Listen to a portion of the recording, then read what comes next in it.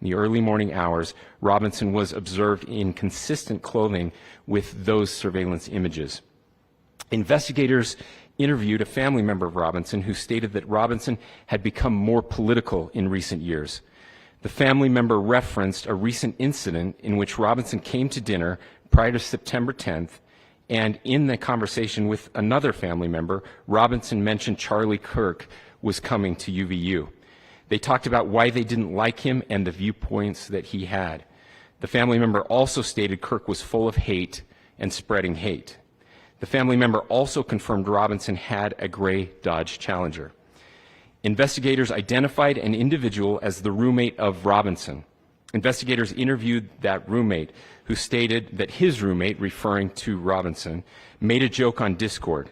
Investigators asked if he would show them the messages on Discord. He opened it and showed several messages to investigators and allowed investigators to take photos of the screen as each message was shown by Robinson's roommate.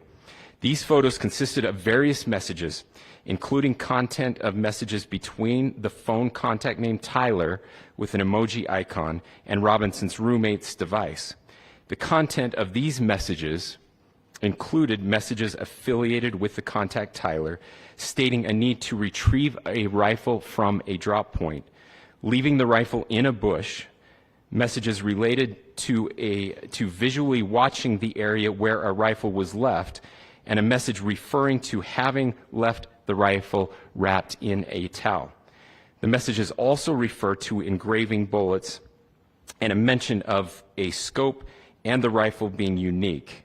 Messages from the contact Tyler also mentioned that he had changed outfits. I know there has been speculation as well as to the writing on those casings, those bullet casings, and I believe we have that as well. And I will share that with you now. So the area north of Campus Drive Road where the suspect crossed over, you saw some of that in the video that we released last night, consists of a grassy area with trees on the edge of the UVU campus. Investigators discovered a bolt-action rifle wrapped in a dark-colored towel.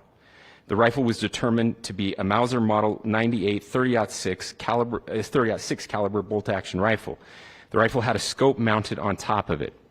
Investigators noted inscriptions that had been engraved on casings found with the rifle. Inscriptions on a fired casing read, "Notices, bulges, capital OWO, what's this?" ? Inscriptions on the 3 unfired casings read, "Hey fascist!" ! Catch! Up arrow symbol, right arrow and symbol, and 3 down arrow symbols.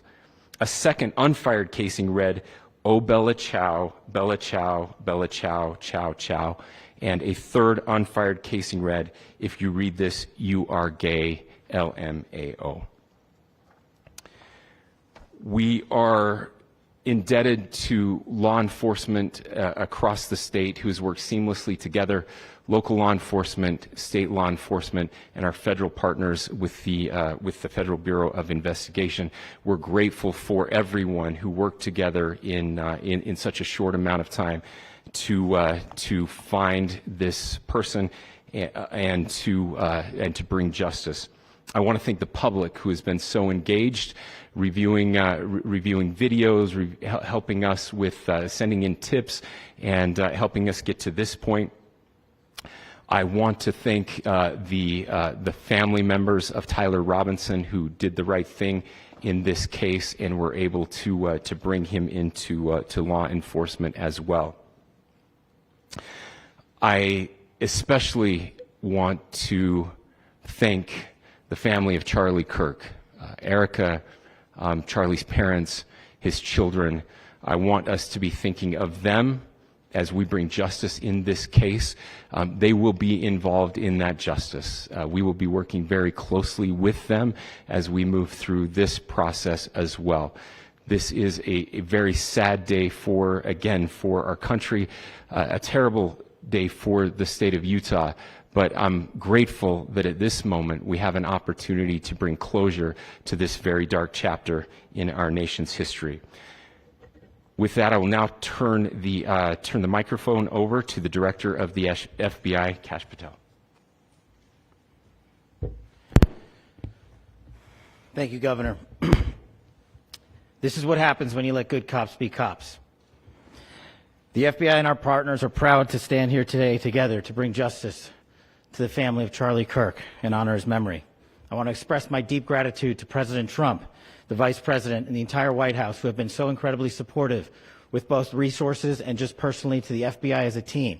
They had our backs the entire way, and I just want to express my gratitude for giving us the resources we need to operate in this space to bring this sort of justice at this sort of speed. In 33 hours, we have made historic progress for Charlie. Governor Cox, our partnership has been absolutely incredible these last few days. Our partnership will endure. Your state and local partners, your sheriffs, your DPS community has been unbelievably impressive in the hardest of times. And a case like this cannot be solved, cannot be brought without partnering with your state and local authorities. The FBI has a certain role to play, and we will play that role, and we will lead out for the federal government. But Governor Cox, we are so grateful for your state partnership that led out on this investigation. A little bit of the timeline. Charlie was shot at 12:23 p.m. on Wednesday. The first FBI agents arrived on scene in 16 minutes with chiefs of police at 12:39 and secured the scene. The FBI immediately launched fixed-wing assets. We utilized these assets to transport personnel, specialty technicians, hostage rescue teams. We also utilized these assets to go back and forth from the East Coast and here in Utah to transport forensic evidence and other evidence that will be analyzed and is being analyzed at our FBI laboratories in Quantico and other laboratories, including the ATF. At my direction, the FBI released the first set of FBI photos of the suspect at 10 a.m. local time on 9/11. Then, shortly thereafter, the FBI reward of $100,000 was released at 10:45 a.m. local. Myself and Deputy Director Bongino arrived on the scene at approximately 5:30 p.m. on 9/11. The governor led a press conference last night at approximately 8 p.m., where at my direction, the FBI released a never-before-seen video of the suspect. We also released new images to the public of the suspect. And just last night, the suspect was taken into custody at 10 p.m. local time. In less than 36 hours, 33 to be precise, thanks to the full weight of the federal government and leading out with the partners here in the state of Utah and Governor Cox, the suspect was apprehended in a historic time period. And I want to highlight what Governor Cox said. This would not have been possible without you, the media, and you, the public. That's why we went so public, so fast, and we're so transparent, and we're committed to that transparency. The crime scene, just a little bit there. It is a large crime scene. State and local authorities, along with federal authorities, processed that crime scene quickly. And I even had the ability to walk through that crime scene and walk through the steps the suspect took to learn more about what was needed and what resources we needed to bear to create a full picture for the FBI and leadership back in Washington. Furthermore, thankfully to state and local partners, forensic evidence has been seized and continues to be garnered. Forensic evidence has already been evaluated at FBI laboratories in Quantico and state and local authorities here. We will continue to process evidence as we see it, as we collect it, and we will continue to deliver it to Governor Cox and his team. Last night, we had a total of approximately 7,000 leads. As of this morning, thanks to your great work, we have over 11,000 leads that were called in to the FBI. And we are running out every single lead that we can. Every one of those leads will be run out. The arrest is a testament to the dedication of good law enforcement being great and partnerships in law enforcement, which I've tried to highlight as my tenure as the director of the FBI. There is no better relationship for law enforcement than the FBI to partner with state and local authorities, and you've seen it here in these last few days. The FBI Salt Lake Field Office, along with our offices in LA, Phoenix, Denver, San Antonio, Las Vegas, Pittsburgh, Buffalo, our headquarters component in Quantico, all participate in the FBI. I want to express my deep gratitude to the employees of the FBI, the men and women, the evidence response team tacticians, the special operators, the agents, the support staff. You have done monumental work in historic time when the public, who had a right to demand such an expeditious solving of an investigation, the FBI answered that call diligently, critically important to our nation, and we delivered. And I'm proud to be their leader, and I'm proud to be the director of the FBI. This is very much an ongoing investigation, as the governor said, and we will continue to work with state and local authorities to develop the investigation, to provide them the evidence they need for their ongoing prosecutions, and we will be here to answer every call they absolutely have, as long as it takes, for as long as we need to find and apprehend whatever suspects were involved in this crime. Lastly, to my friend Charlie Kirk, rest now, brother. We have the watch, and I'll see you in Valhalla.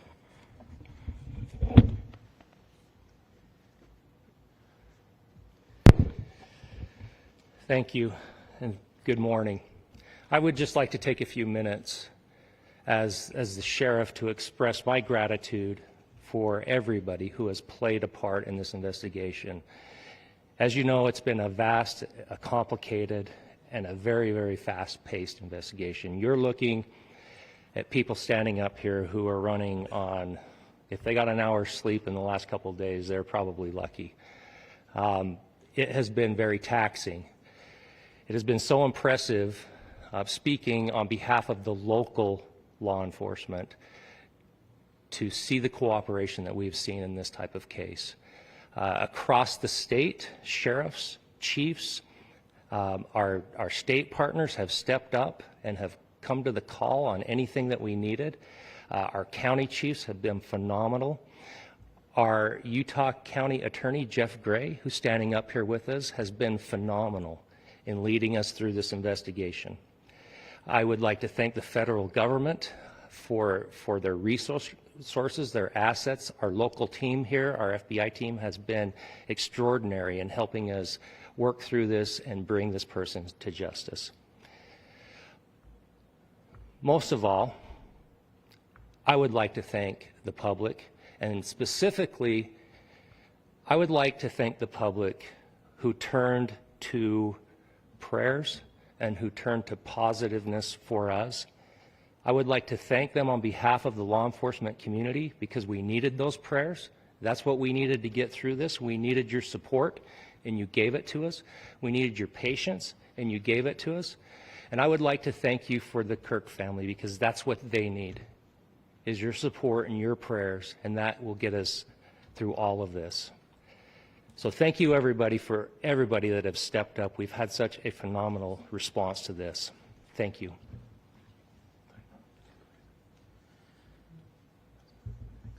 I also want to give a special thanks to the Attorney General and the Department of Justice. Their unwavering support and their commitment to justice is shown true here. And without AG Bondi and Deputy Attorney General Todd Blanche and the resources they brought to bear, we would not have been able to complete our mission. And I just want to say special thanks. It's an honor to be a part of the Department of Justice. Thank you again to our incredible law enforcement team who has worked so hard. Sheriff, I got a solid 90 minutes last night, so I'm probably the most well-rested person up here. Ladies and gentlemen, I get the microphone, so I hope you'll permit me a moment just to share a few more thoughts about where we are and how we got here, and maybe a little bit of where we go from here. I don't want to get too preachy, but I think it's important that we, with eyes wide open, understand what's happening in our country today. I've heard people say, well, why are we so invested in this? There's violence happening all across our country, and violence is tragic everywhere, and every life taken is a child of God who deserves our love and respect and dignity. This is certainly about the tragic death, political assassination of Charlie Kirk. But it is also much bigger than an attack on an individual. It is an attack on all of us It is an attack on the American experiment. It is an attack on our ideals. This cuts to the very foundation of who we are, of who we have been, and who we could be in better times. Political violence is different than any other type of violence for lots of different reasons. One, because in the very act that Charlie championed of expression, that freedom of expression that is enshrined in our founding documents, in having his life taken in that very act, makes it more difficult for people to feel like they can share their ideas, that they can speak freely.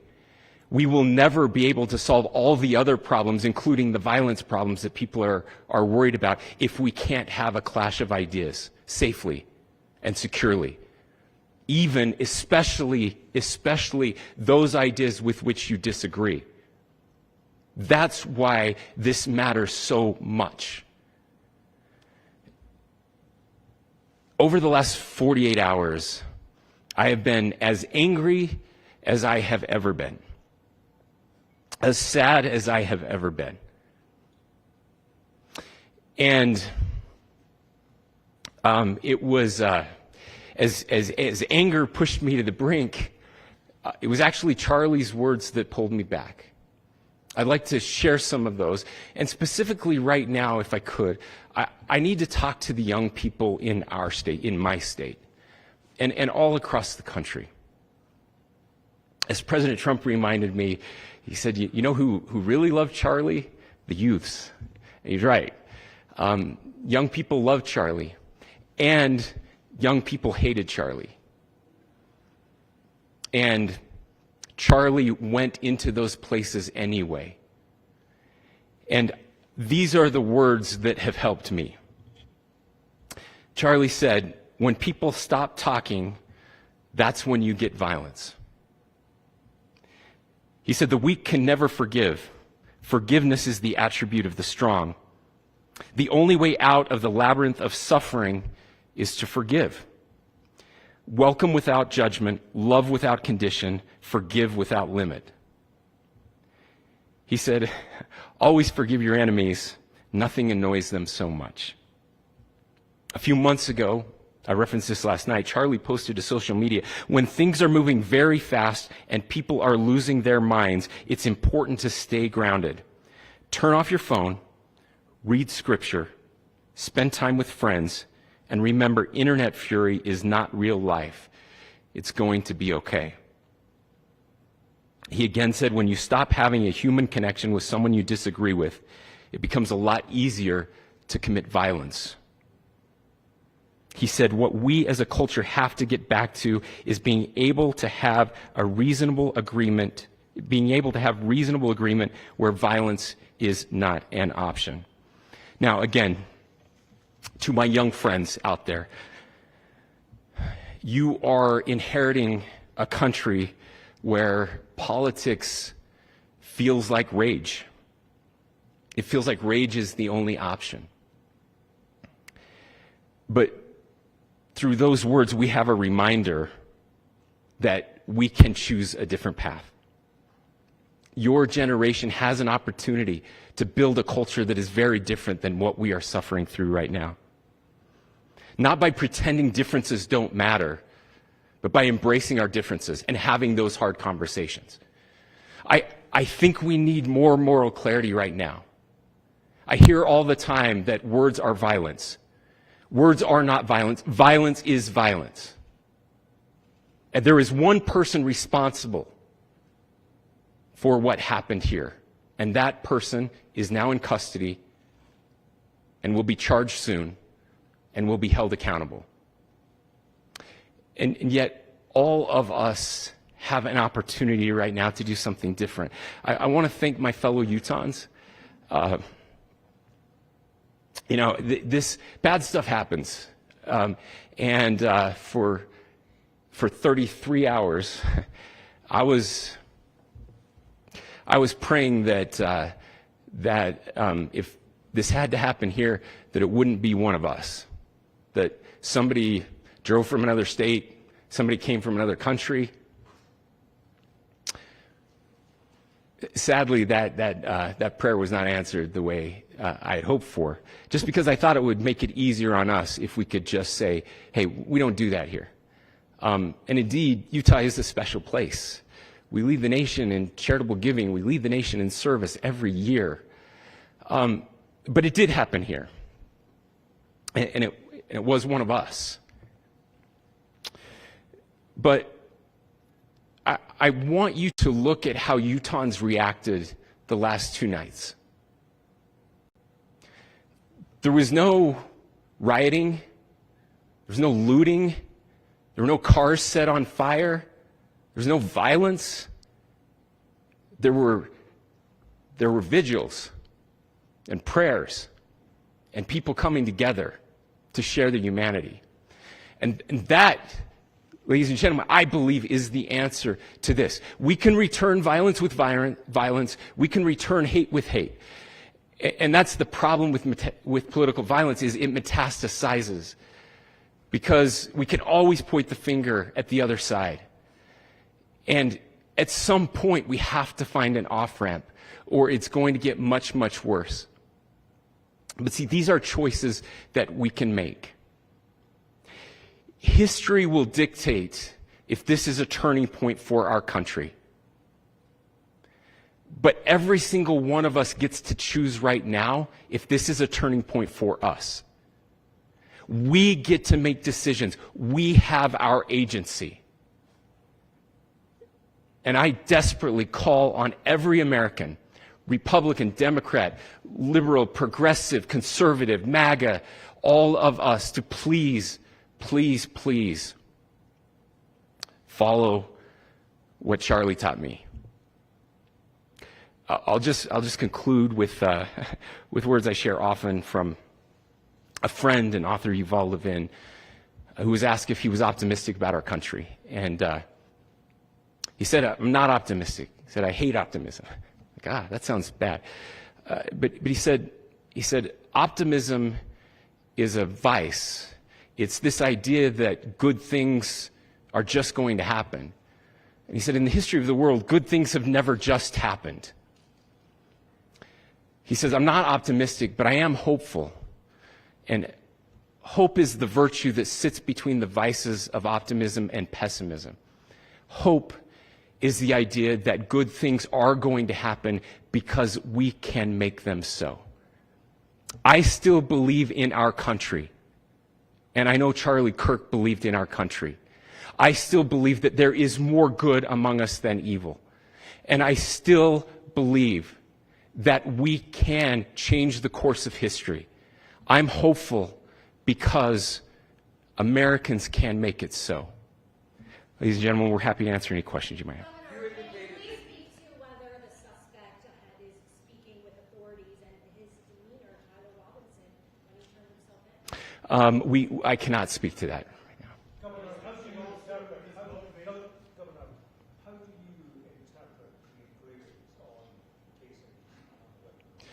Well, I will leave that up to you to interpret what those engravings mean. I think the clearest one that says "catch fascist," there's not. And by the way, that's like catch like a ball, catch this. That's I think that speaks for itself. Governor, you indicated that he had been communicating. Please. This level of hatred that this person expressed. Beyond that, is there anything in your view that you discovered that may have radicalized or changed him or prompted him to commit such a horrific? There's nothing more that we can share at this time. Governor, you indicated that he had been communicating with a friend on Discord about the gun. Do you anticipate any more arrests? We do not at this time have any information that would lead to any additional arrests. Do you believe he acted alone? Yes, but the investigation is ongoing. How he came into custody of police and where he is right now? Yes, so right now, Mr. Robinson has been booked into the Utah County Jail. You heard the president this morning report that he was taken into custody, that his family and a friend helped to deliver him into custody of law enforcement in Washington County. For those of you that don't know where Washington County is, it is the southwesternmost part of the state of Utah. It's about a 3.5 to 4 hour drive from here, where we are right now, and that's where he lived and where they turned him in. Please, I'll go here. I can't share any more than what I've already shared. Yeah.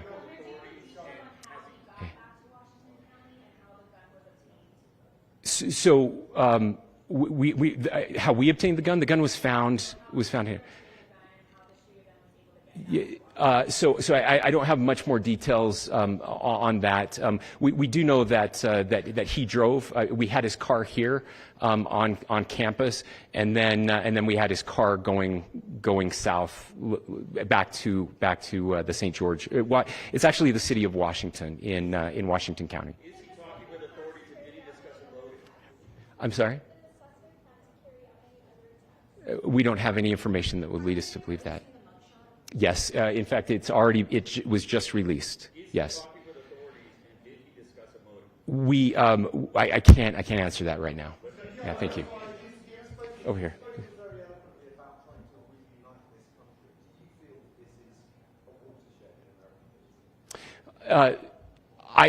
I absolutely believe that this is a watershed in American history. Yes. The question is, what kind of watershed? And that chapter remains to be written. Is this the end of a dark chapter in our history, or the beginning of a darker chapter in our history? Look, I mean, if you look at true political assassinations in this country of someone of this stature, this feels a lot like the late 60s, and having one so gruesomely displayed on camera in all of our hands and in all of our pockets. We are not wired as human beings biologically, historically. We have not evolved in a way that we are capable of processing those types of violent imagery. And by the way, we've seen another one with a gruesome stabbing very recently that went viral. This is not good for us. It is not good to consume. Social media is a cancer on our society right now. And I would encourage people to log off, turn off, touch grass, hug a family member, go out and do good in your community. That is happening, and it's happening organically right now. I had a friend in a small city in Utah who said, we're getting together, the Republicans and Democrats in my little town are getting together to have a discussion last night, just to find a way to find their better angels. So yes, this could be, I mean, again, you have to go back to JFK to have seen a video live of something like this happening. I wasn't born until 1975, but I know that things were really dark in the late 60s. Sorry to some of you. I know some of you were there. But this is our moment. Do we escalate, or do we find an off-ramp? And again, it's a choice. It's a choice, and every one of us gets to make that choice. Two more questions right here.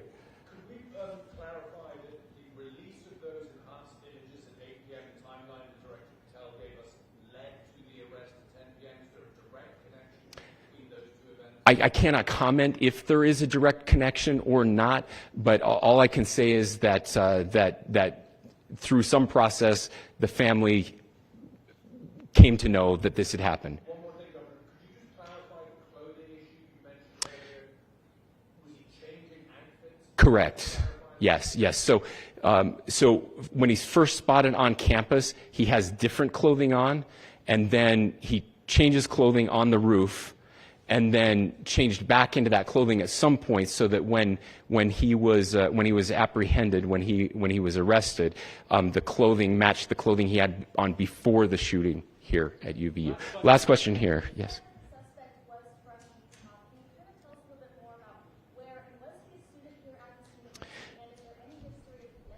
Yeah. So I don't have any information on the mental illness part. He was not a student here at UVU.